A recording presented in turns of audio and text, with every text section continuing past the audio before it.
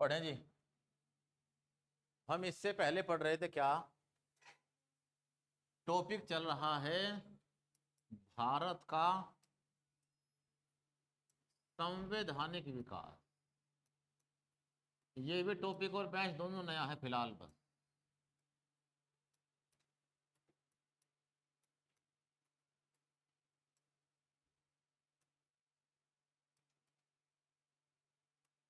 Constitution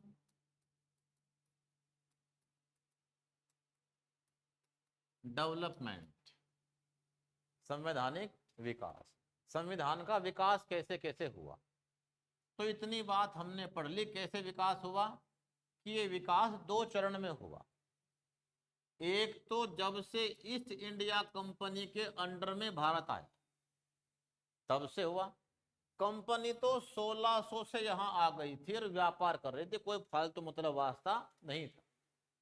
पहले कब तक, 173 साल तक, यानी 1773 तक, 1773 तक कंपनी व्यापारी के रूप में थी। लेकिन बस दो घटनाओं ने उसे व्यापारी से मालिक बना दिया। एक तो 1757 का प्लासी का युद्ध और 1764 का बक्सर का युद्ध। एक ने आंशिक रूप से और एक ने पूर्ण रूप से क्या बना दिया, कंपनी को ही भारत का मालिक। पहले बंगाल प्रांत कब्जे में आया और फिर आहिस्ता आहिस्ता सिंध प्रांत, पंजाब और सारा भारत कब्जा कर लिया। ठीक, यानी अब सारे भारत की जो मालिक है अब एक कंपनी है। कंपनी कैसे कंट्रोल करें, कंपनी ने एक बड़ा देश कब्जा लिया है तो क्या आया सबसे पहले, 1773 का रेगुलेटिंग एक्ट। रेगुलेट करना कंपनी को, क्या कंपनी के जो काम है उन्हें करना है रेगुलेट। क्यों, कंपनी घाटे में और आदमी फायदे में। बताया था मैंने किसका एग्जाम्पल, लॉर्ड क्लाइव। क्लाइव जैसा आदमी जो बचपन से हिंसक था, इतना बड़ा विद्वान भी नहीं था, इतना पैसा बनाता है, बन जाता है यूरोप का सबसे अमीर आदमी, और एक क्लर्क से बना हुआ आदमी।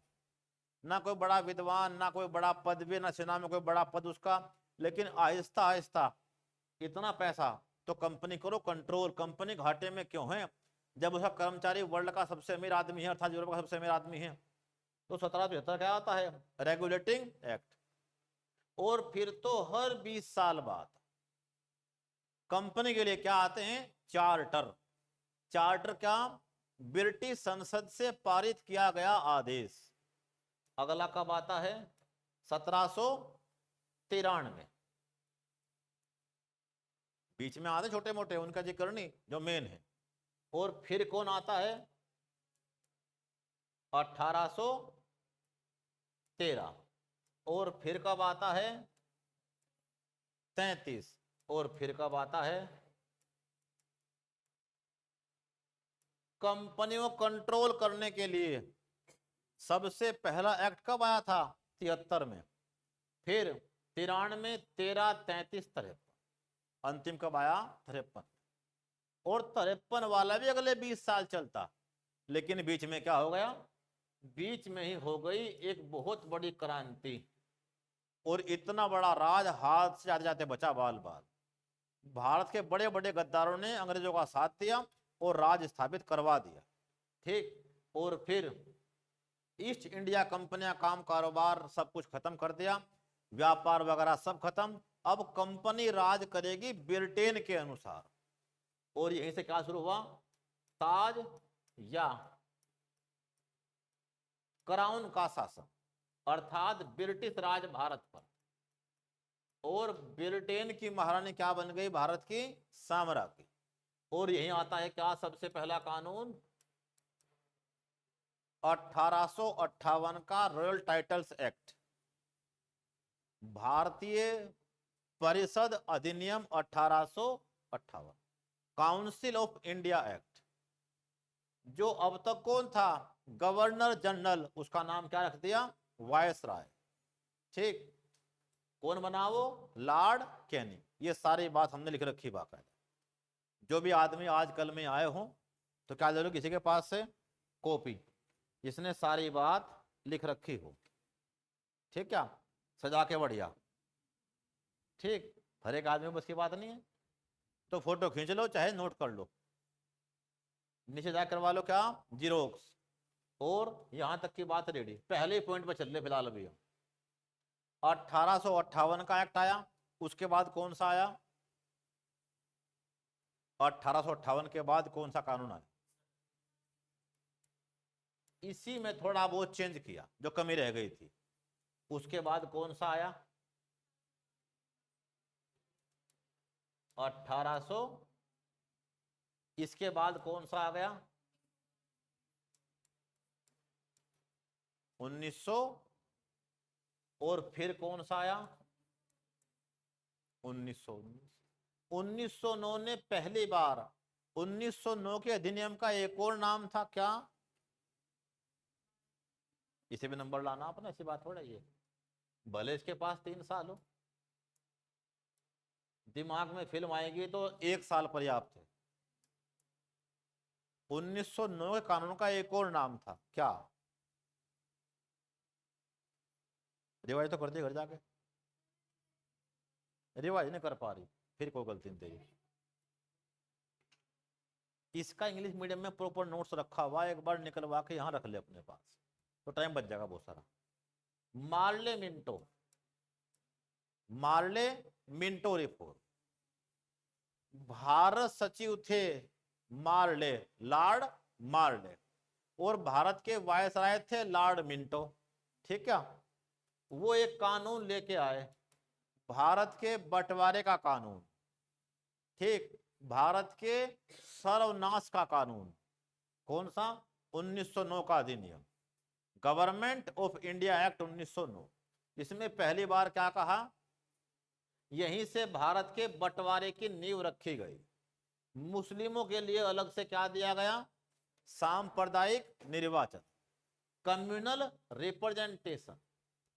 कम्युनल रिप्रेजेंटेशन मतलब क्या? कि मुस्लिम ही किसी क्षेत्र में उम्मीदवार होंगे और मुस्लिम ही कौन होंगे? मतदाता, ठीक। तो मुस्लिम मुस्लिम का चयन करके भेजेंगे, बाकी सबका वहां कोई मतलब वास्ता नहीं, आप चाहे वहां के रहने वाले हो, कोई फर्क नहीं पड़ता इस बात से। तो बंटवारा शुरू 1919 में, जिनका नाम था क्या? Montagu Chelmsford report, Montagu Chelmsford सुधार। जो मोंटेग्यू थे वो कौन थे? भारत सचिव। और चेम्सफोर्ड कौन थे? वायसराय। इसमें इसका और विस्तार कर दिया कि अब केवल मुस्लिमों को ही नहीं, अब तो जो सिख हैं उन्हें मिलेगा यह अधिकार, जो क्रिश्चियन हैं उन्हें मिलेगा, और जो अंग्रेज भारतीय बन के रह रहे हैं फिलहाल उन्हें मिलेगा, एंग्लो इंडियंस। और जो यूरोपियंस हैं उन्हें मिलेगा, यूरोपियन को, सिखों को, किसे? क्रिश्चियन को। और जो एंग्लो इंडियन हैं, अंग्रेज भारतीय हैं, उन सबको मिलेगा सांप्रदायिक निर्वाचन, ठीक। यानी अंग्रेज चुन के भेजेंगे अंग्रेज को, यूरोपियन यूरोपियन को, ठीक, क्रिश्चियन क्रिश्चियन को, और सिख सिख को। तो बात खत्म, सीधा बंटवारा हो रहा है। हिंदुओं से अलग जितने भी लोग हैं अब उन्हें बांटने का प्रयास किया। पहले किसे बांट दिया? हिंदू और मुस्लिम को। फिर किसे बांट दिया? सिखों को। फिर किसे? क्रिश्चियन को। फिर एंग्लो इंडियन को। और फिर किसे? यूरोपियन को। यानी अब बंटवारा शुरू हो चुका है बहुत बड़ी संख्या में। कब? 1919 का अधिनियम, ठीक। 1919 के अधिनियम में यह प्रावधान था कि 10 साल बाद हम चेक करेंगे कि ये जो कुछ हमने किया है कितना सफल रहा। तो 10 साल बाद चेक करने के लिए एक समिति बनानी थी, लेकिन 10 साल से पहले ही बना दी, 7 साल बाद ही, ठीक। 1927, 2 साल पहले ही बना दी। क्या नाम? साइमन कमीशन, ब्रिटेन के सांसदों को चुना गया, 7 आदमियों को। इन 7 में एक भी कौन नहीं था? भारतीय। और ये फैसला करने वाले थे भारत के भाग्य का फैसला, जिनमें कोई भारतीय नहीं है। ठीक, कि आगे कैसे काम होगा। तो अब इनका भयंकर विरोध शुरू। भारत में आते ही साइमन गो बैक के नारे और क्या, पूरे भारत में धरना विरोध प्रदर्शन, बंबई से लेके और अमृतसर तक पूरे भारत में कोई हिस्सा नहीं बचा। जनता में आक्रोश था। और इसी में ही कहां पर? लाहौर में, जो पंजाब की राजधानी थी उस समय की। मेन सिटी कौन था? लाहौर। अमृतसर तो बाद में बसाई है। ये तो धार्मिक नगरी थी, ये कोई नगर वैसे नहीं थे। ठीक, तभी पूरे पंजाब को राजधानी नहीं मिली। जब राज्य बना दिया, राजधानी क्या बनानी पड़ी? चंडीगढ़। आज तक राजधानी पंजाब के पास नहीं है। जो राजधानी हरियाणा की वो भी कौन है? चंडीगढ़। पंजाब वाली भी कौन है? चंडीगढ़। जबकि चंडीगढ़ खुद कौन है? यूटी। दोनों के पास कोई बड़ा सिटी ऐसा नहीं था। सब कौन थे? धार्मिक नगर। ठीक, तो साइमन कमीशन का विरोध कहां किया गया? लाहौर में, लाला लाजपत राय के द्वारा। और उन पे भयंकर क्या हुआ? लाठीचार्ज। इतनी चोटें आ गई कि उसी दिन से वो कहां आ गए? बेड पे।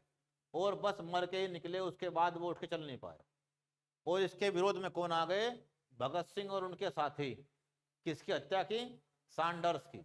इसने आदेश दिया था किसका? लाठीचार्ज का। तो पूरे देश में क्रांतिकारी आंदोलन चल रहा है भयंकर। ठीक क्या? प्लस महात्मा गांधी ने भी इन सब के विरोध को हाथों हाथ लिया और क्या कहा कि ठीक है। सुनते रहना ध्यान से। फर्स्ट वर्ल्ड वॉर तो खत्म हुई है 1914 से 1919। उसके तुरंत बाद तो कौन आया है? मोंटेग्यू चेम्सफोर्ड सुधार। उसके 10 साल बाद हमें देखना है सुधार ठीक हुए गलत हुए, क्या करें, इनमें कोई चेंज लाए क्या। तो 10 साल बाद एक समिति बननी थी, वो कब बन गई? 27 में ही, 29 के बजाय। और साइमन कमीशन ने क्या कहा कि जितने भी दल हैं सबको बुला के लंदन में एक बार बात की जाए। ठीक, तो सारे दल तो कहां जाने लगे? लंदन। ठीक, और वहां क्या हुआ? एक राउंड टेबल कॉन्फ्रेंस, गोलमेज सम्मेलन, जो कब हुआ?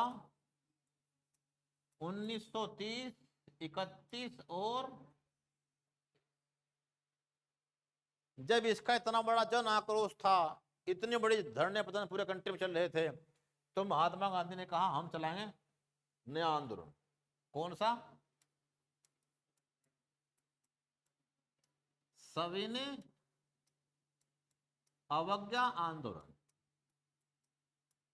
तो कांग्रेस और महात्मा गांधी ने तो क्या चला दिया? सविनय अवज्ञा आंदोलन, जो किस तारीख को चला था? इसे भी नंबर लाना, मम्मी बाट देख रही है इसकी। मेरी बेटी नंबर लाएगी, बढ़िया अच्छा जीवन जिएगी, मुझे भी घुमाएगी, है नहीं? ये तो नया आदमी है अभी। सविनय अवज्ञा आंदोलन कब चला था? वो चला गया 2 घंटे वाला, नाराज हो गया भाई तो जी। 12 मार्च 1930 को। चमत्कार 2 घंटे का है बस। याद है तो बातें बहुत आसान है, और याद ना हो तो क्या लग रहा तुझे आज? इसका तो बी लग रहा मुझे कि बी लगा दे, कुछ घट रहा किसी का, तुक्के मारता रहा भाई। घर आके चेक कर लिया अपना, ये भी गलत वो भी गलत यार। 12 मार्च 1930 को। अब महात्मा गांधी तो पूरे भारत में क्या बताते हैं कि तुम्हारे हर कानून की हम अवज्ञा करेंगे। क्या नाम था ये? सिविल सभ्यता में बदतमीजी नहीं करने के बिल्कुल भी। सिविल डिसओबीडिएंट डिसओबे करेंगे। ओबे आज्ञा पालन करना और डिसओबे आज्ञा की अवहेलना करना, कि तुमने कहा ये कानून मानना है हम नहीं मानने के, तुमने कहा नमक नहीं बनाना है हम नमक बना के दिखाएंगे, यानी तुम्हारे कानून क्या करेंगे उसकी अवज्ञा। तो सभी ने मतलब अच्छे सभ्यता के साथ, विनय के साथ, बदतमीजी के साथ नहीं कि हम झगड़ा करेंगे ये करेंगे, ऐसा कुछ नहीं। हम देंगे धरने प्रदर्शन शराब की दुकानों के बाहर शांति प्रिय रूप से, क्या निकालेंगे, जुलूस यात्राएं निकालेंगे। तो 12 मार्च 19 क्या चला पड़ा, सविनय आंदोलन, पूरा भारत इसके साथ, पूरा भारत इसके साथ। और यहां क्या चल रहे हैं, तो कांग्रेस में से तो कोई गया ही नहीं, जब देश का सबसे बड़ा दल ही नहीं गया तो ये सम्मेलन फेल। फिर कौन, लेकिन तीनों के तीनों में कौन गया, बी.आर. अम्बेडकर, बी.आर. अम्बेडकर। तो पहली में गए तो क्या कहा कि ठीक है फिर तुम तो बहुत बढ़िया आदमी यार, कोई भी नहीं आ रहा, तुम तो कम से कम चले आए लंदन तक, तुम्हें क्या देंगे हम, अगली बार तुम्हें पक्का गारंटी है तुम्हें भी क्या मिलेगा, दलितों को भी अलग से निर्वाचन, और तुम चिंता ना करो लो घोषणा कर दिए, बात खत्म हो गई। इसी बात से कौन हो गए नाराज, गांधी जी, कि तुम तो वही काम कर रहे हो, वोट डालो और राज करो। पहले हिंदू मुस्लिम बांटे, फिर सिख ईसाई बांटे, अब किसे बांट रहे हो, हिंदुओं को और अंदर से ही। तो यहीं पर ही कौन, पहले तो सुनते रहना, दो बातें हुई तुरंत एकदम। यहां कौन थे viceroy, Lord Irwin, Lord Irwin. History एक कहानी है, अगर आपके दिमाग में कहानी है तो कुछ भी नहीं इसमें, और कहानी नहीं आप रट्टे मार रहे हैं तो भूलेंगे पक्का। ये कहानी याद करनी पड़ेगी टुकड़ों में आपको, छोटी छोटी बातें। लॉर्ड इरविन पहले तो क्या गांधी जी को मनाते हैं कि गांधी जी आपके बिना काम नहीं होने का, आप कहाँ चलो एक बार ब्रिटेन, जो भी आपकी बात है मैं मनवाऊंगा, ठीक है। क्यों, सबसे पहले महात्मा गांधी ने ही इरविन को पत्र लिखा था कि ये रही मेरी 11 मांग, अगर तुम ये 11 मांग मान लेते हो तो हमें आंदोलन नहीं करना। इरविन के बस की वो मांग मानना थी नहीं, उन्होंने नहीं मानी, और क्या शुरू हो गया, सविनय अवज्ञा आंदोलन। और उसके बाद गांधी जी कौन मनाता है, इरविन, कि एक बार आप कहाँ चलो गोल में सम्मेलन पे, मेरे ऊपर भयंकर दबाव है, कुछ भी करे किसे भेजो, गांधी जी को, उनके बिना काम नहीं बनने का, जो गांधी जी कहेंगे कांग्रेस वही मान लेगी, ठीक। तो गांधी इरविन पैक्ट हुआ, क्या हुआ, गांधी इरविन पैक्ट। और दूसरा कौन सा हुआ, पूना पैक्ट, किसका, महात्मा गांधी और अंबेडकर का। महात्मा गांधी ने क्या शुरू कर दिया, आमरण अनशन जेल में ही, कि अगर ये लागू हुआ तो मैं मर जाऊंगा, ठीक। और बहुत से लोगों ने किसे मना लिया, अंबेडकर को, वो मान गए। और क्या हुआ, गांधी और अंबेडकर का समझौता, जिसे कहते हैं पूना पैक्ट। जब ये दोनों बात हो गई तो अब बी.आर. अम्बेडकर भी जा रहे हैं, गांधी जी भी जा रहे हैं। महात्मा गांधी ने आंदोलन को स्थगित कर दिया कि ठीक है पहले एक बार मिल के आते हैं किससे, ब्रिटेन में। 1931 के दूसरे गोलमेज सम्मेलन में किसने भाग लिया, महात्मा गांधी, ठीक। और चारों तरफ तो लोग क्या पहने फिर रहे थे, सूट दुनिया भर की चीजें, और महात्मा गांधी क्या फिर रहे थे, धोती कुर्ता और एक लुंगी, यानी एक कपड़ा लुंगी के रूप में और एक कुर्ता उनके पास। और कहां पहुंचे, जहाज से, और कहां जाके रुके, कि मैं होटल लेने का ही नहीं, जो उनके प्रशंसक थे भयंकर, वो उन्हें कहां ले गए अपने साथ, कि इनके पास ही रहूंगा। कौन थे वो, मछुआरे, मछुआरों की बस्ती में जाके रुके। और वहां कुछ लड़कियां इतनी खतरनाक फैन हो गई महात्मा गांधी की कि हम तो बस आपके साथ चलेंगे, हम यहाँ रहते ही नहीं अब जा। और कहाँ आ गई, भारत, जज की बेटी, छोटे मोटे आदमी की नहीं, जज की बेटी। और फिर तो पूरे जीवन कहाँ रही, अपनी अंतिम सांस तक भारत में ही, आजाद होने के बाद भी भारत में ही रही, ठीक। कौन थी वो, सरला बहन, जिसका नाम था कैथरीन हेलीमैन। एक थी मीरा बहन, इसका नाम था मैडलिन स्लेड। मैडलिन स्लेड, बहुत पैसे वाले की बेटी, ठीक। लेकिन महात्मा गांधी जी के नियम बड़े कठोर थे। कैसे नियम थे उनके? कैसे नियम कठोर? क्या कि हमारा एक आश्रम है, आश्रम के नियम बड़े कड़े हैं। कैसे? यानी किसी भी आदमी को यहाँ रहना हो, पुरुष चाहे महिला हो, उसे पालन करना पड़ेगा ब्रह्मचर्य का, ठीक। ये कौन मानते थे? महात्मा गांधी, ठीक। तो आश्रम बना रखा है बहुत सुंदर, कहाँ? साबरमती के पास, आज भी है, बहुत बड़ी भूमि पर, जिसे बनाने में दान दिया किसने? टाटा ने और बहुत से उद्योगपतियों ने महात्मा गांधी का सहयोग किया। दूसरा गोलमेज सम्मेलन भी क्या हो गया? विफल, कोई बातचीत नहीं हुई, ठीक। महात्मा गांधी वापस आ गए, आते ही फिर क्या चला दिया? सविनय अवज्ञा आंदोलन, ठीक। तीसरा भी क्या रहा? बेनतीजा, कोई निर्णय नहीं आया। तो इन 3 गोलमेज सम्मेलन होने के बाद ब्रिटिश पार्लियामेंट में लाया गया एक व्हाइट पेपर, पूरे मुद्दे का निचोड़, सरकारी दस्तावेज, जिसे कहते हैं श्वेत पत्र, कहां आया है? ब्रिटिश पार्लियामेंट के अंदर। और ये श्वेत पत्र जब ब्रिटिश पार्लियामेंट में रखा गया तो उन्होंने कहा कि ठीक है, चलो अब सुधार करते हैं बड़े स्तर पे, अब जो इनकी मुख्य मांगे हैं वो मान लेते हैं। ये बहुत सारी मांग कह रहे हैं, ये बार बार कह रहे हैं संविधान बनवा दो हमारा, ये कर दो वो कर दो, चलो ठीक है, हम पूरे कानून लिखित में लेके आते हैं और बाकायदा राज्यों में करवाएंगे चुनाव, चुन के दिखाओ सरकार अपनी, चुन के दिखाओ सरकार, क्योंकि तुमने हिस्ट्री पढ़ी नहीं और मुझे वो हर बात बता नहीं। इस सविनय अवज्ञा आंदोलन का, इस साइमन कमीशन का जब भयंकर विरोध चल रहा था तो एक आदमी ने चेतावनी दी भारत को। क्या कहा उसने? कि तुम में दम है तो अपना संविधान तुम बना के दिखाओ, चलो हम देखते हैं तुम क्या बना के दिखाओगे। कांग्रेस ने चुनौती स्वीकार कर ली कि ठीक है हम बना के दिखाएंगे। और किसने? मोतीलाल नेहरू की अध्यक्षता में, जो उस समय भारत का सबसे बड़ा वकील था, उसकी अध्यक्षता में कमेटी बनी और उस कमेटी ने लंबी मेहनत के बाद, इसमें कौन शामिल थे? सुभाष चंद्र बोस, जवाहरलाल नेहरू, ये सब लोग, अपने देश का संविधान का सबसे पहला खाका बना के तैयार किया, जिसे कहते हैं क्या? नेहरू रिपोर्ट। किस वर्ष आई थी वो? 1928। तो फिल्म चल रही है, आपके दिमाग में कहानी आ जाएगी बस छुट्टी। हालांकि मुझे पढ़ानी हिस्ट्री, भी टॉपिक नया चल रहा है, अब बिना हिस्ट्री के पॉलिटी दिमाग में आ नहीं सकती, बात इंटरकनेक्ट है। तो 1928 में हमने तो उन्हें दिखा दिया, ये रही नेहरू रिपोर्ट, चेक कर लो, अगर तुम चाहते हो तो ये लागू कर दो, हम तुम्हारे साथ हैं, हम आंदोलन नहीं करने के। जब तुमने वो भी रिजेक्ट कर दी, हमने तब आंदोलन किया, सविनय अवज्ञा आंदोलन।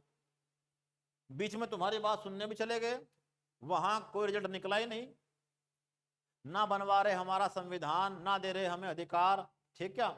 तो तीनों खत्म करने के बाद कि आगे आंदोलन ना हो, मामला बहुत आगे बढ़ चुका है। दूसरा, यूरोप में समस्या बढ़ रही है, यूरोप सेकंड वर्ल्ड वॉर के मुहाने पे खड़ा है, कहीं भारत में फिर भयंकर आंदोलन ना आ जाए। तो ब्रिटेन की संसद में क्या लाया गया? श्वेत पत्र। और इस श्वेत पत्र की सिफारिशों को सरकार ने मान लिया और तब आया कौन? भारत शासन अधिनियम, एक सबसे बड़ा दस्तावेज, 1935। अब लिखो, भारत शासन अधिनियम 1935।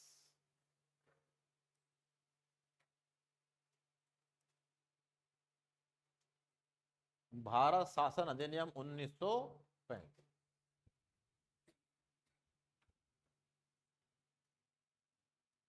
Government of India act 1935। अब क्वेश्चन आएगा, ब्रिटिश संसद द्वारा, लिखना मत, ब्रिटिश संसद द्वारा जो सबसे बड़ा कानून बनाया भारत के लिए, सबसे विस्तृत और विशाल, वो कौन सा था? यही लिखो जरा, यह है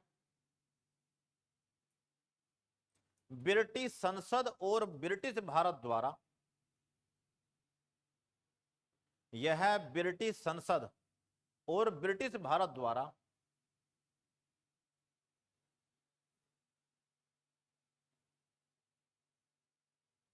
लाया गया अब तक का सबसे विशाल, लाया गया अब तक का सबसे विशाल और विस्तृत, सबसे विशाल और विस्तृत दस्तावेज था। पिछले 2-4 वर्षों में एक बड़ा परिवर्तन ये हुआ, जो बहुत बढ़िया बात है। कुछ लोग ऐसे हैं जो समय से पहले ही कर रहे तैयारी, जस्ट आफ्टर बीएससी या 12th, सबसे बेस्ट टाइम है तैयारी करने का। ये बात किसे पता? जो लोग अब करे बैठे एमएससी एमए और उसके बाद भी कई वर्ष खत्म हो चुके हैं, उन पे कितना भयंकर दबाव है। और जो टाइम से तैयारी कर रहा है उस पर दबाव नहीं है, वो बहुत डीपली पढ़ सकता है, क्योंकि अभी उसकी एज होने में टाइम लगने वाला है। ऐसे आदमी की लगभग गारंटी है, अगर वो लगातार 6 घंटे निकाल ले, बस जो पढ़ता हो उसका सारा फोकस एक ही बात के ऊपर हो। जितनी बीच बीच में मैं कहानियां बोल रहा हूं, रिवाइज करके अगर उसने बोल दी तो बस काम पूरा हो। यानी रिवीजन और टेस्ट कम पढ़े, उसे बार बार पढ़े, बस चीजें यहीं से आनी, बाहर आने का मतलब ही नहीं है कभी। सबसे विशाल और विस्तृत दस्तावेज था, जिसमें it is the largest document which produced by British parliament, जिसमें गोलमेज सम्मेलनों और साइमन कमीशन की रिपोर्ट, जिसमें गोलमेज सम्मेलन और साइमन कमीशन की रिपोर्ट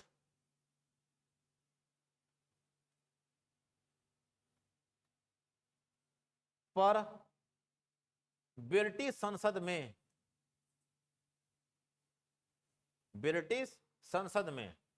एक श्वेत पत्र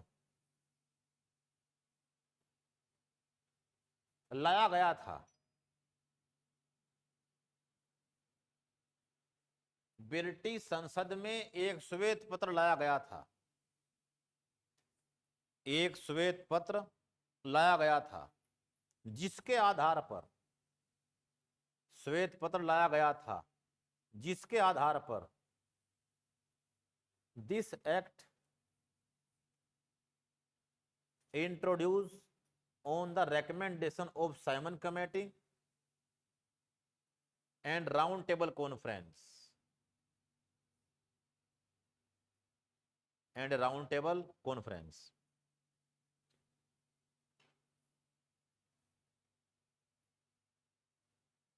जिसके आधार पर 1935 का यह अधिनियम लाया गया था, जिसके आधार पर 1935 का यह अधिनियम लाया गया था।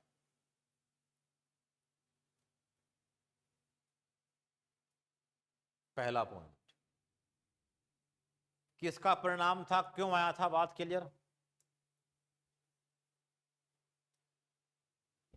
याद रखना, लिखो जरा। इसमें 14 भाग,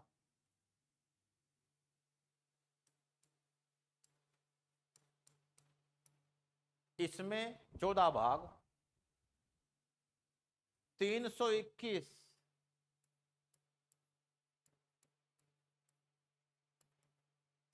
अनुच्छेद, 321 अनुच्छेद और 10 अनुसूचियां थी।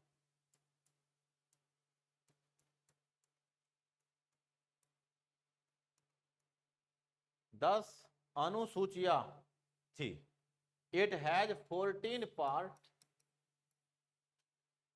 321 आर्टिकल्स एंड 10 शेड्यूल्स। 10 शेड्यूल्स, 10 अनुसूचियां थी। और बाद में एक बात आएगी, एक आदमी बाद में कहते हैं मैं इसके लिए कभी माफी नहीं मांगूंगा कि मैंने इसी अनुच्छेद से, इसी कानून से 250 अनुच्छेद जो के त्यों लिए। संविधान बनाने वाला मुख्य आदमी कौन था? अंबेडकर। उनका कथन है क्या कि मैं इस बात के लिए कभी माफी नहीं मांगूंगा कि मैंने अंग्रेजों द्वारा बनाए गए कानून में से क्या उठाए, 250 अनुच्छेद।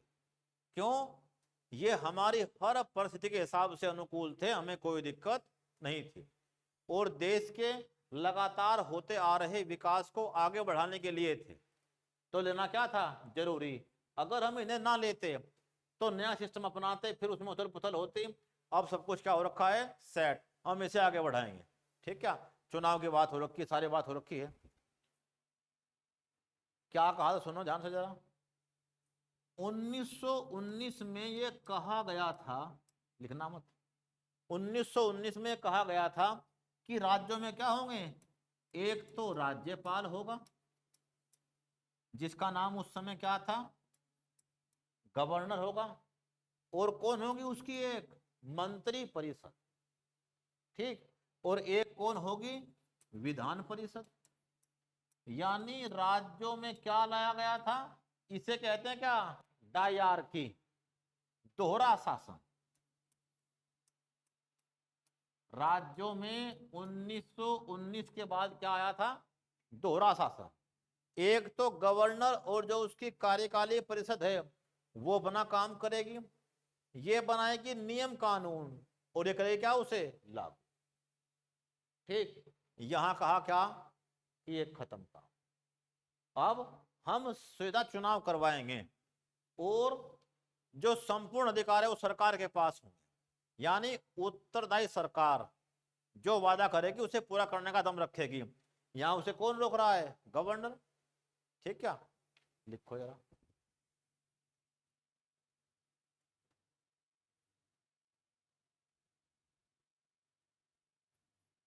इसमें कोई प्रस्तावना नहीं थी। It note has any preamble. इसमें कोई प्रस्तावना नहीं थी। सुनते रहना, हर बात को समझना जरा। प्रस्तावना का मतलब है पूरे कानून का कोई निचोड़ निकल के आए। जनता इसी बात पे करती है विरोध। 1909 में हमने कहा कि हम देंगे मुस्लिमों को अलग से निर्वाचन, जनता ने विरोध किया। 19 में हमने कहा इसकी टैगलाइन क्या है कि हम देंगे इसका विस्तार और आदमियों को भी, जनता विरोध करती है। इस बार हम कुछ नहीं कहते, इस बार हम कानून लेके आ रहे हैं। हम कोई टैगलाइन, कोई प्रस्तावना बनाने के नहीं, जनता विरोध ना करे इस बात का। इसमें कोई प्रस्तावना नहीं थी।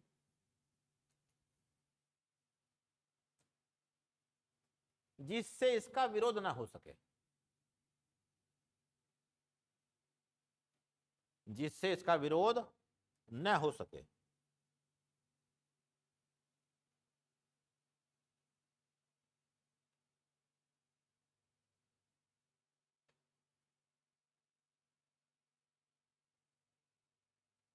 जिसका उद्देश्य भारत में डोमिनियन स्टेट की स्थापना करना था।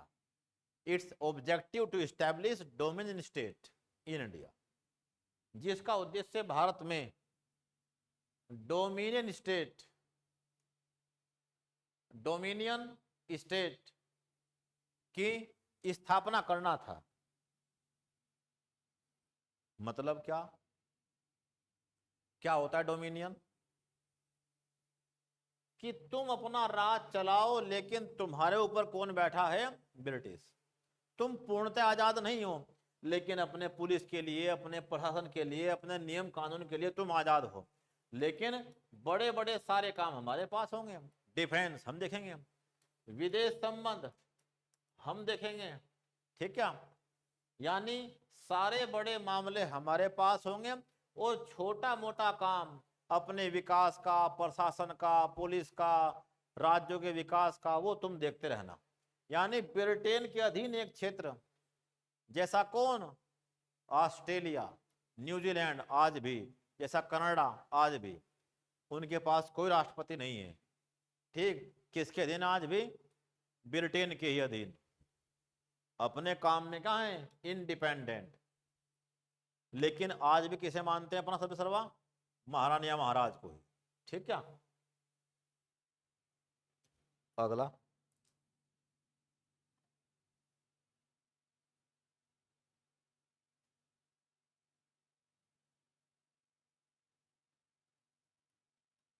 इस अधिनियम के द्वारा, इस अधिनियम के द्वारा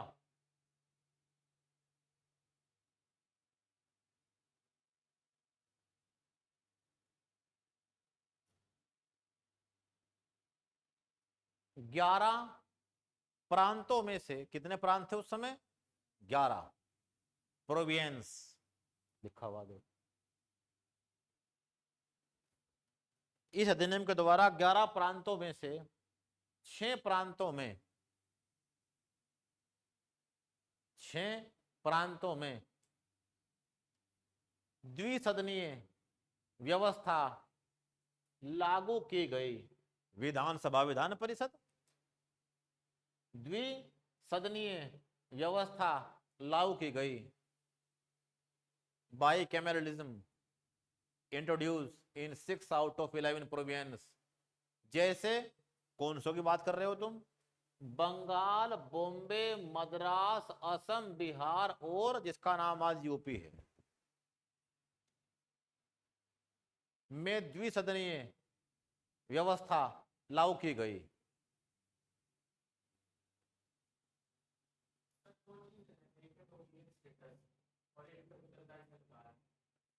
तो उत्तरदायी सरकार का ही मामला था ये। तुम्हें हम वहां लेके जा रहे हैं कि हम तो बैठे राज में, हम चलाएंगे सब कुछ, लेकिन तुम अपनी सरकार चुन लो और चुन के अपना विकास करवा लो, हम भी उसकी पूरी सहायता करेंगे, उसे रोकने के नहीं। ठीक क्या? तुम जितना बजट चाहते हो उतना पास करवाना, जितने हमारे पास रिसोर्स होंगे, अपनी बात को रखना, मुद्दे उठाना, तुम्हें पूरा अधिकार है। हम पीछे हट रहे हैं, तुम्हें आगे बढ़ा रहे हैं। चुनो अपना आदमी, बनाओ अपनी सरकार। ठीक क्या? तो पहली बार भारत की हिस्ट्री के चुनाव हुए, रियल चुनाव। कब हुए? 1935 के अधिनियम के द्वारा। यह अधिनियम लागू हुआ 36 से, और चुनाव पहली बार कब हुए? ध्यान रखना, भारत की हिस्ट्री के पहली बार चुनाव को हुए थे 1997 में। लिखो जरा।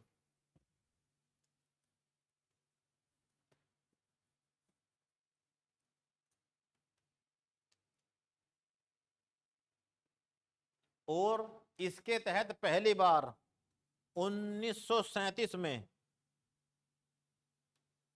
इसके तहत पहली बार 1937 में प्रांतों में चुनाव हुए।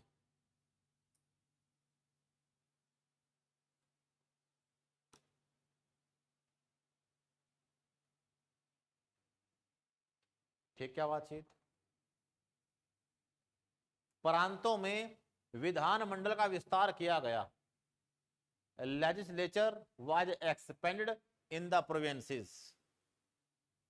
प्रांतों में विधानमंडल का विस्तार किया गया। लिखा आपने अभी, क्या बना दिए? 2 सदन, एक विधानमंडल, विधानसभा, और एक विधान परिषद। हो गया इसका विस्तार। प्रांतों में विधानमंडलों का विस्तार किया गया, तो चुनाव हुए, और प्रांतों में क्या लाया गया? उत्तरदायी शासन, अकाउंटेबल गवर्नमेंट। लिखो जरा। इसके तहत प्रांतों में उत्तरदायी सरकार की स्थापना की गई। इसके तहत प्रांतों में उत्तरदायी सरकार की स्थापना की गई।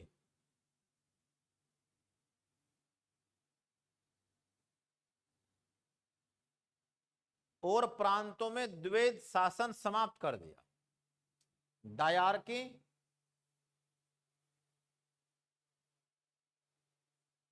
ended in abolish in provinces। और प्रांतों में द्वैध शासन का अंत हुआ। यह बात आपको जानना जरूरी है। द्वैध शासन क्या चीज थी? कि एक तो काम कर रही है गवर्नर जनरल की काउंसिल, गवर्नर जनरल और उसकी मंत्री परिषद, और एक काम कर रही है कौन? विधान परिषद। तो इनका अंत करके चुनाव करवाओ, सीधी सीधी बात यह है। और अब बाकायदे से लोकसभा चलती है, यह चलेगी राज्यों के अंदर भी, और वो ये काम करेगी। अधिकारी अपना काम करे, उसमें गवर्नर हस्तक्षेप ना करे बिना मतलब का। ठीक है, तभी तो वो क्या होगी, हमारे प्रति उत्तरदायी। अभी किसके प्रति उत्तरदायी है, इसके प्रति उत्तरदायी है गवर्नर के, इसे क्या चलाना, राज्य। तो प्रांतों में द्वैध शासन का अंत हुआ। अगली बात, प्रांतों में चुनाव करवा दिए, जो दोहरा सा राज चल रहा था वो खत्म हुआ, अब जनता चुनेगी, इनका राज होगा, डायरेक्ट सीधा बिल्कुल एकदम से। तो एक बात इसमें की गई थी कि अखिल भारतीय संघ बनाया जाएगा। क्या बनाएंगे, अखिल भारतीय संघ, यूनियन। और इसमें कौन होंगे, एक तो सारे ब्रिटिश भारत के कौन होंगे, प्रांत होंगे। इसमें कौन होगा, जो केंद्र सरकार है वो होगा। और प्लस एक तीसरी बात थी देश के अंदर ही, देशी रियासतें होंगी। लेकिन दिक्कत क्या आ गई, संघ का निर्माण हो ही नहीं पाया, क्योंकि ये शामिल ही नहीं हुए इसके अंदर। जो देशी राजा थे वो ये कह रहे थे हमारा राज हमारे एरिया में है, बात खत्म, हम नहीं मानते आपको, हम अपना सब कुछ खत्म करके आपके पास क्यों पहुंच जाएं, जब आपका हमारा एग्रीमेंट हो रखा 1858 में ही कि तुम्हारा राज हम नहीं छेड़ने के और तुम करते रहो अलग। ठीक, तो संघ का निर्माण हो ही ना पाया। देखो इसमें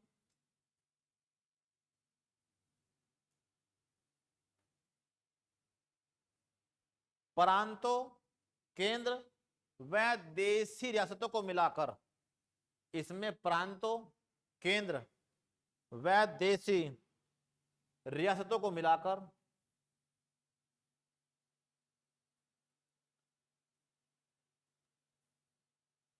अखिल भारतीय संघ की स्थापना का निर्णय लिया गया था। अखिल भारतीय संघ की स्थापना का निर्णय लिया गया था। According to this act, a All India Union will be established. All India Union will be established.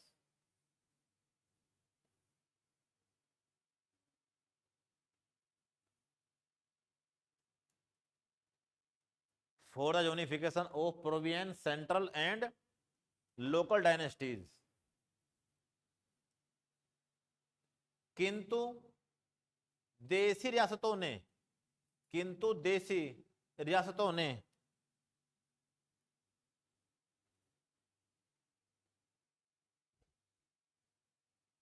संघ में सम्मिलित होने से मना कर दिया और संघ की स्थापना नहीं हो सकी, और संघ की स्थापना नहीं हो सकी।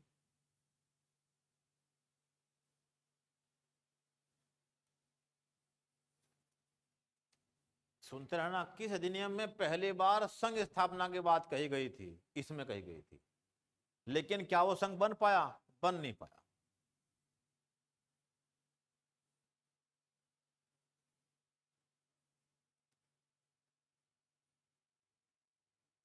इन्होंने राज्य में से तो खत्म कर दिया द्वैध शासन, जहां कौन था, गवर्नर जनरल काउंसिल और प्रांतीय विधान परिषद।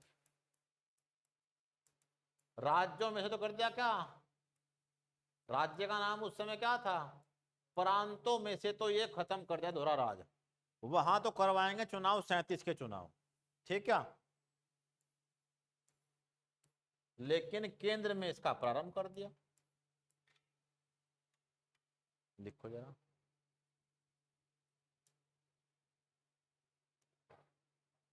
इसके तहत केंद्र में द्वैध शासन प्रणाली को अपनाने का प्रावधान था। केंद्र में द्वैध शासन प्रणाली को, there was a provision for adopting dyarchy system at the centre. द्वैध शासन प्रणाली को अपनाने का प्रावधान था।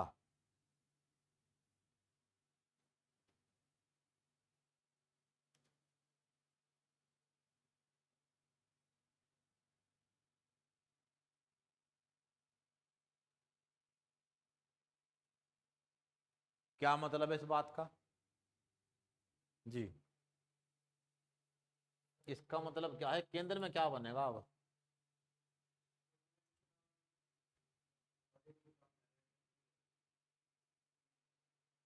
केंद्र में जैसे यहां राज्यों में तुम चुनाव कर रहे हो तो वहां भी चुन के आदमी जाएंगे, और एक कौन बैठा? वायसराय। ठीक, और वायसराय क्या बैठे हुए? मंत्री। एक तो ये अपना काम करेंगे, हर मंत्रालय देखेंगे बाकायदा, एक तुम्हारे चुने गए आदमी कानून निर्माण में सहायता करेंगे। ठीक, क्या तो क्या चल पड़ा? दोहरा सिस्टम। एक राज कर रहे हैं ये, और एक कर रहे हैं क्या? ये। इसी में पहली बार ये कहा गया कि शक्तियां कैसे कैसे बटेंगी। ये किस पे काम करेंगे? सेंटर वाले। और किस पे काम करेंगे? राज्य वाले। किस पे करेंगे? दोनों, जो आज भी है बाकायदा। यानी सारे विषय कहां बांट दिए? 3 भाग में। यहां भी 2 बात रखी गई कि जो विषय बांट दिए गए हैं वो तो अपना अपना राज चला रहे हैं, जो नहीं बांटे गए हैं वो किसके पास है? वायसराय के। लिखो जरा।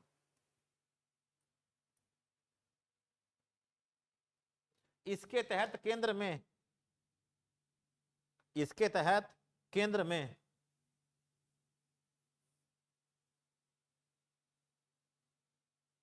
विषयों को 2 भागों में बांट दिया गया।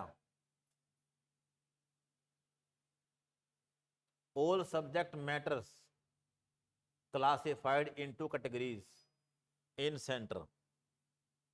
इसके तहत केंद्र में सभी विषयों को 2 भागों में बांट दिया गया। आरक्षित विषय, आरक्षित विषय, रिजर्व मैटर्स। आरक्षित विषय केंद्र में एक तो कौन है? आरक्षित विषय, जो गवर्नर जनरल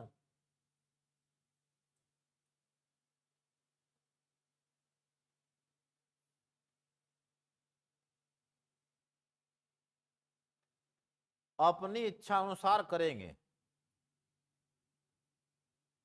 जो गवर्नर जनरल अपनी इच्छा अनुसार करेंगे।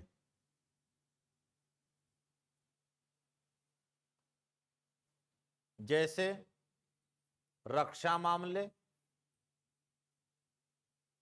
विदेश मामले, डिफेंस मैटर्स, फॉरेन अफेयर्स, रक्षा मामले, विदेश मामले इत्यादि। यहां तुम सुनने के नहीं किसी की भी, हमें कब हमला करना, किससे बचना, सेना कहां भेजनी, वो हमारा मामला है। ये क्यों रखे अंडर में? कल को सेकंड वर्ल्ड वॉर होगी तो वायसराय बिना किसी से पूछे हुए एकदम कहेगा कि भारत की 5 लाख की सेना यूरोप जा रही है, कल सुबह क्या जाओ, फटाफट छोड़ो जहाजों के ऊपर और पहुंचो। तो कुछ विषय क्या कर दिए? आरक्षित, रिजर्व हैं। इन पे निर्णय कौन लेगा? बस गवर्नर या अर्थात वायसराय है। और कुछ बांट दिए, इन्हें विषय दिया उस पर ये काम करेंगे, इन्हें दिया उस पर ये करेंगे, इन्हें दिया उस पर ये करेंगे। क्या कर दिया? दूसरा, हस्तांतरित विषय। हस्तांतरित विषय क्या? बिल्कुल ऐसे यहां किया, अब सेंटर में किया है काम। पहले कहां किया था? राज्यों में। हस्तांतरित विषय, इनका संचालन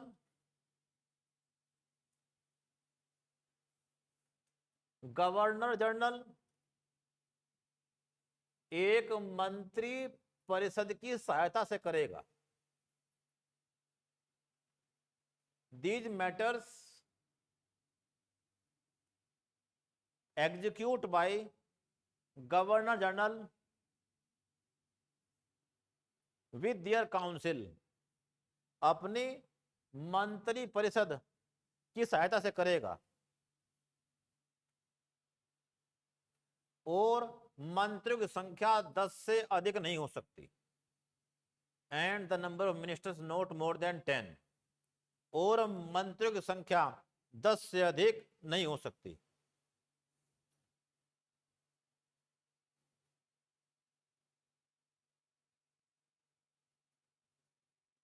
और गवर्नर जनरल मंत्रियों को नियुक्त कर सकता है और बर्खास्त कर सकता है। और गवर्नर जनरल मंत्रियों को नियुक्त कर सकता है और बर्खास्त कर सकता है। वह गवर्नर कैन अपॉइंट और डिसमिस द मिनिस्टर्स, और गवर्नर जनरल को अध्यादेश जारी करने की शक्ति प्राप्त थी। Governor general also has the right to pass any law, और गवर्नर जनरल को अध्यादेश जारी करने की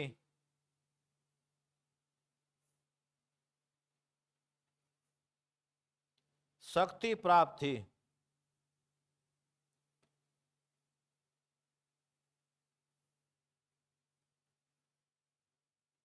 ब्रैकेट में ऑर्डिनेंस पावर, ऑर्डिनेंस पावर जो आज भी राष्ट्रपति के पास है।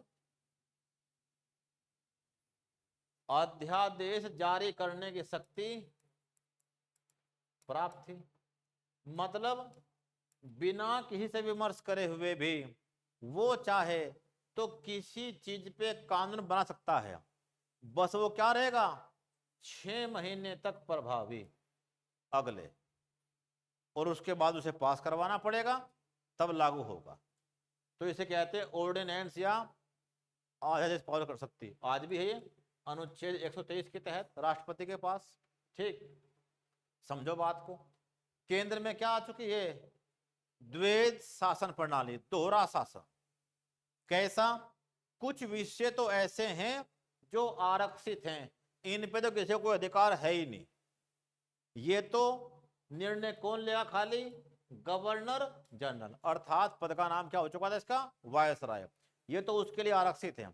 विदेश मामले, रक्षा मामले, जनसंचार के मामले इत्यादि। और कुछ विषय ऐसे जो बांट दिए गए हैं, ट्रांसफर, हस्तांतरित कर दिए कि इस पे कौन काम करेगा। ये नदियों पे, पानी पे, पैसे पे, विकास पे, इन पे जो बांट दिए गए हैं, उसमें जो गवर्नर जनरल है, एक कौन है इसकी? ग्रुप ऑफ मिनिस्टर्स, कैबिनेट, अर्थात मंत्री परिषद, ये उसके माध्यम से करवाएगा राज।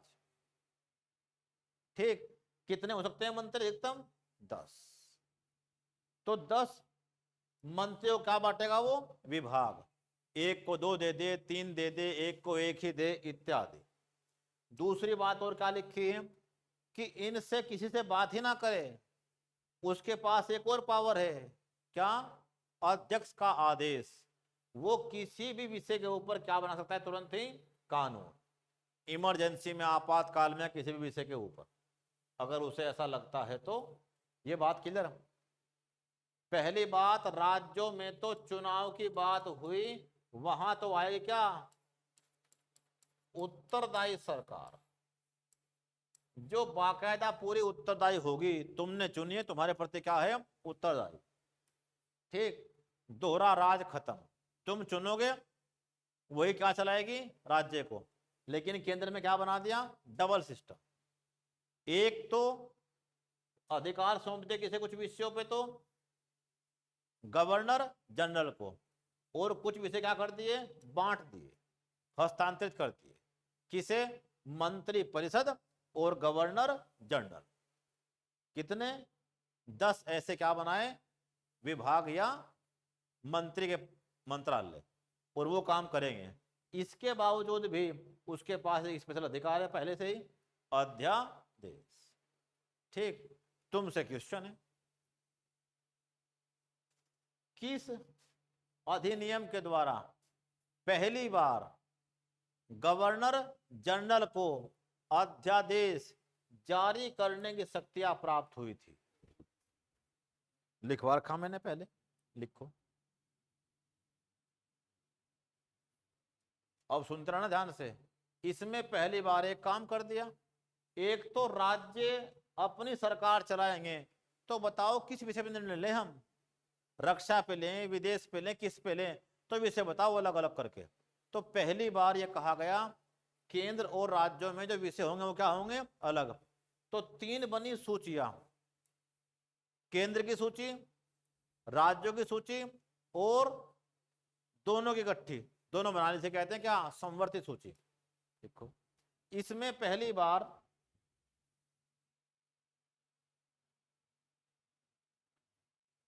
सभी विषयों का बंटवारा किया गया, इसमें पहली बार सभी विषयों का बंटवारा किया गया। All affairs classified in this law, सभी विषयों का बंटवारा किया गया और 3 सूचियां बनाई गई। And makes the 3 list, and makes the 3 list, 3 सूचियां बनाई गई। पहली संघ सूची, पहली संघ सूची, यूनियन लिस्ट, इसमें 59 विषय थे।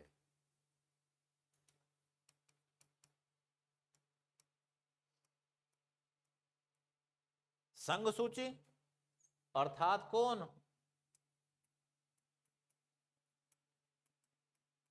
यूनियन लिस्ट, कितने विषय,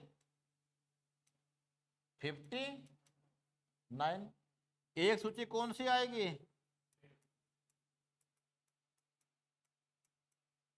लिखो आगे, राज्य सूची,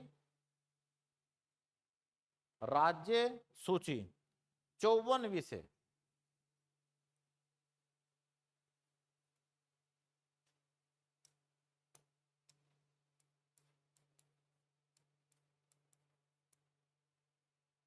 विषय बांट दिए, अब जा तुम्हें इस पे बनाना काम करना है, तुम्हें इस पे काम करना।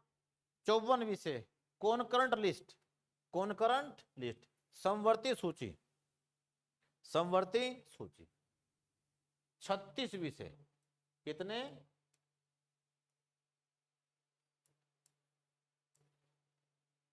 समवर्ती सूची।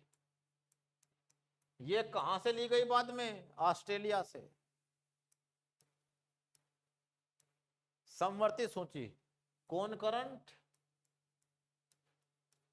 लिस्ट, यानी इन विषयों पे कानून बना सकते हैं केंद्र व राज्य दोनों, लेकिन अगर विवाद हो जाएगा तो किसका मान्य होगा, केंद्र का, जो आज भी चल रहा है जो का। तो समवर्ती सूची,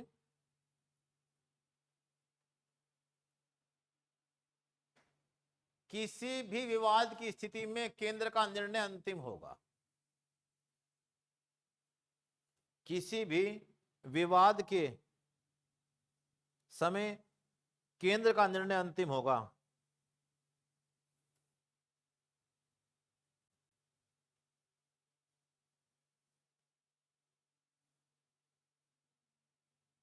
और अवशिष्ट शक्तियां केवल गवर्नर जनरल के पास होंगी। क्या कहा तुमने अब word, and reserve power only allocate to governor general.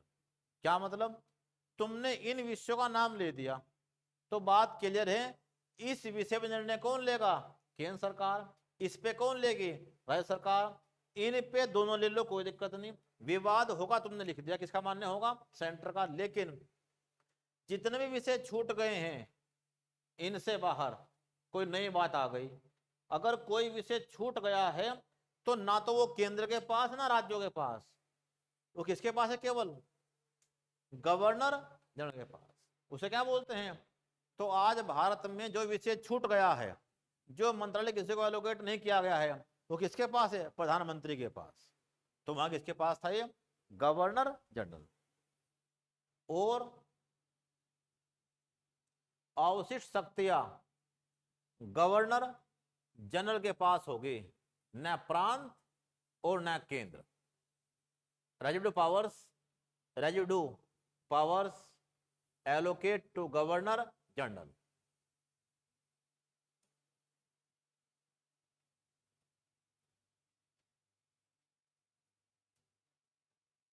Not for centre और स्टेट, न प्रांतों के पास न केंद्र के पास।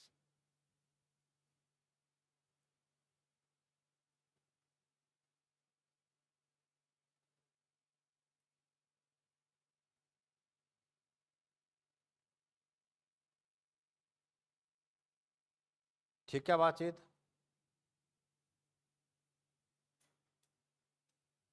सुनते रहना। एक काम ये किया गया था कि भारत को चलाने के लिए 1858 में ब्रिटेन में क्या बनाई गई थी, एक ब्रिटेन में एक पद बनाया था, पद का नाम रखा था भारत सचिव। ब्रिटिश कैबिनेट का कोई आदमी हुआ करता था और उसकी सहायता के लिए क्या बनाई गई थी, एक 15 मेंबर की कमेटी। ये बताएगी भारत में राज कैसे कैसे होगा, कौन कौन करेगा, किस प्रकार चलेगा। ये किसे करे कंट्रोल, भारत के वायसराय को, और वो चलाएगा देश का राज। तो ये कर दी खत्म। क्या कहा कि पद तो ये है लेकिन बस सलाहकारी है। अब तो भारत चलेगा भारत से, ब्रिटेन से नहीं। ठीक, देखो इसके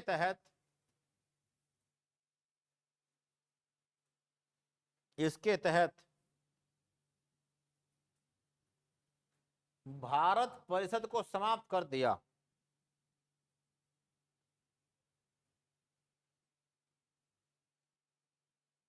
government of India council abolish, Bharat परिषद को समाप्त कर दिया और उसके स्थान पर सचिव के लिए परामर्शदाता नियुक्त किए गए। And appoint advisers for secretary of India, और इसके स्थान पर सचिव के लिए परामर्शदाता नियुक्त किए गए।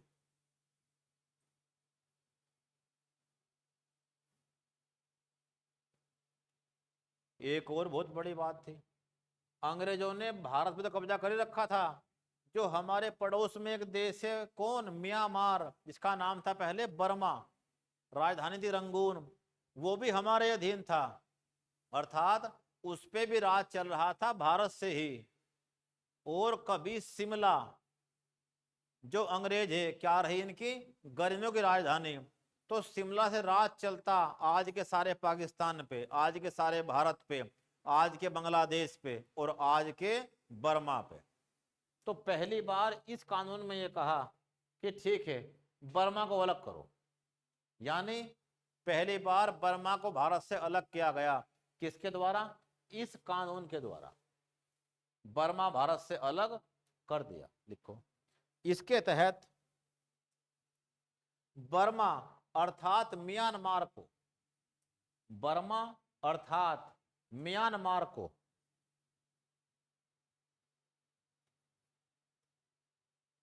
1937 में भारत से अलग कर दिया गया। Myanmar Burma separate from India in 1937 by this act, भारत से अलग कर दिया गया।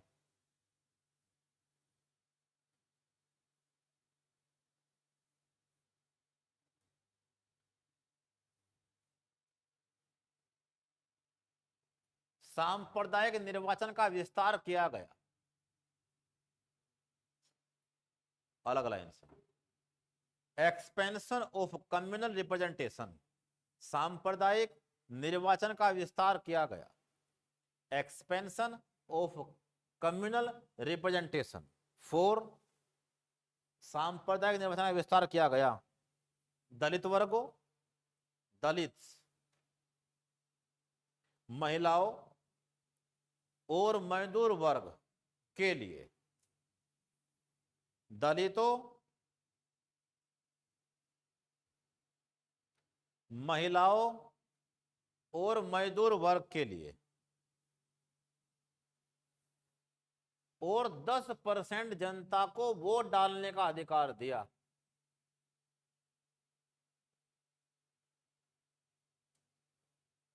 And provide 10% population and provide voting right for 10% population. 10% जनता को, पहले क्या कर रहे थे अंग्रेज, जो कर देगा, जो शिक्षित होगा वही वोट देगा। और हमने इतनी खतरनाक ताकत किसके हाथ में दे दी? अनपढ़ के, जिसे पता ही नहीं भविष्य खतरे में है। उसे क्या दिख रही है? बस एक बोतल कि शाम तक मिल जाए तो मैं अपना काम करूं, बात खत्म। वोट देने सोचेंगे बाद में। एक महीने तक उसे दारू पिलाओ, 20-25 दिन, जिस दिन वोट डालने का नंबर आया वो पाए ना, कहां चला गया? वो कहां पड़ा? नशे में। ठीक क्या? अब या तो इतने पैसे वसूल करने के चक्कर में उसे लेके आओ, यानी क्या कर दिया? आजाद होते ही जो रोक लगा रखी थी ब्रिटेन वालों ने, अमेरिका वालों ने, पूरे वर्ल्ड में ऐसी रोक रही, खुद ब्रिटेन ने भी सबको एकदम से वोट डालने का राइट नहीं दिया, महिलाओं को बहुत बाद में दिया। तो जो योग्य आदमी है, शिक्षित आदमी है, ठीक क्या, टैक्स देता है, उसे ही वोट डालने का अधिकार है। और हमने सबको तुरंत पकड़ा दिया। पकड़ा दे क्या चल रहा है? अब तक चमत्कार रुक नहीं रहे। कहें के जिसे कीमत पता नहीं कितना कीमती सामान है, जिस चीज से किसी भी प्रांत का, कस्बे का, गांव का भविष्य तय होगा अगले 5 वर्षों का। ठीक क्या? और हम वोट डाल रहे हैं बिना सोच विचार के। कारण क्या है? वोट डालने वाला वर्ग ही इतना समझदार नहीं है कि वो देश के विकास के ऊपर, मुद्दों के ऊपर वोट डाले। जाति के, धर्म के, संप्रदाय के, क्षेत्र के, ठीक है, खाने पीने के, 4 पकौड़े दिए वोट ले ली, ठीक है, 500 रुपये दिए वोट ले ली। तो ये काम है। तुमने पहली बार क्या सुना? 10% लोग ऐसे मिले जिन्हें वोट डालने का अधिकार मिला। 90% के पास तो नहीं, कितने? बस 10%। और 10% को मताधिकार दिया गया। क्वेश्चन आएगा, किस कानून के तहत भारत में रिजर्व बैंक की स्थापना की गई थी? इसके तहत ही भारत में भारतीय रिजर्व बैंक की स्थापना की गई। आरबीआई इस्टेब्लिश की गई 1 अप्रैल 1935 को।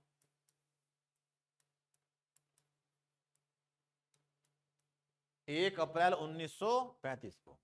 इसके तहत ही भारत में भारतीय रिजर्व बैंक की स्थापना की गई 1 अप्रैल 1935 को। 1 अप्रैल 1935 को RBI establish on 1 April 1935 according to this act. क्या था? ब्रैकेट में लिखो, आरबीआई अधिनियम 1934। आरबीआई अधिनियम 1934। ये कानून बना और 1 अप्रैल 1935 से देश में कौन बन गया था? आरबीआई, जो आज भी है। इसके तहत ही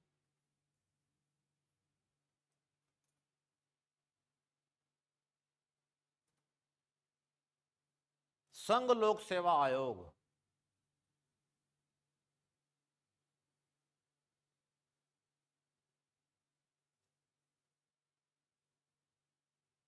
और राज्यों में प्रांतीय सेवा आयोग की स्थापना की गई।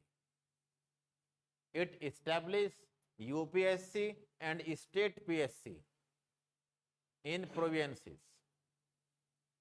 संघ लोक सेवा आयोग और प्रांतीय सेवा आयोग की स्थापना की गई। यूपीएससी एंड स्टेट पीएससी की स्थापना की गई। आगे इसमें आपातकाल का भी प्रावधान था। It has the provision of emergency.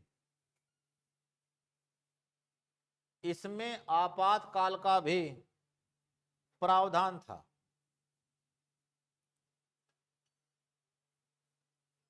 जो शक्ति आज भी किसके पास है? राष्ट्रपति के। इमरजेंसी की 3 पावर है उसके पास, ठीक, 352, 56 और 60।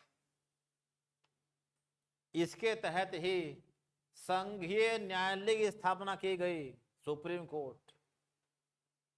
इसके तहत ही संघीय न्यायालय की स्थापना की गई।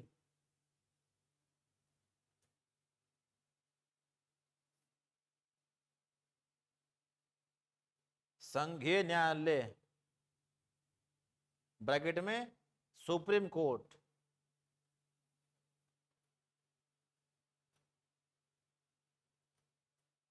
परंतु यह उस समय तक सर्वोच्च न्यायालय नहीं था, but it was not supreme court at that time. इसका तो काम क्या था कि अगर किसी बात को लेके विवाद हो जाए केंद्र में और प्रांतों में तो उसे दूर करना है बस। परंतु यह उस समय तक सर्वोच्च न्यायालय नहीं था जो आज है हमारे पास। उस समय तक सर्वोच्च न्यायालय नहीं था। इसका उद्देश्य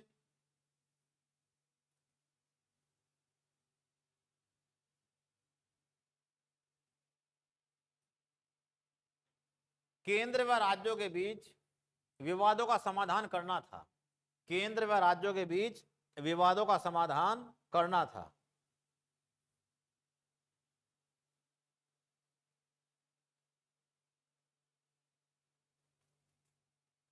समाधान करना था।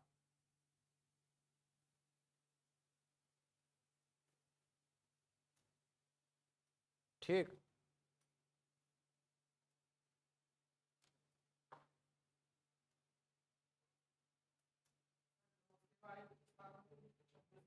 लेकिन संघ लोक सेवा आयोग की नहीं हो पाई, वो प्रांत तक ही सिमट के रह गया, इलाहाबाद तक ही।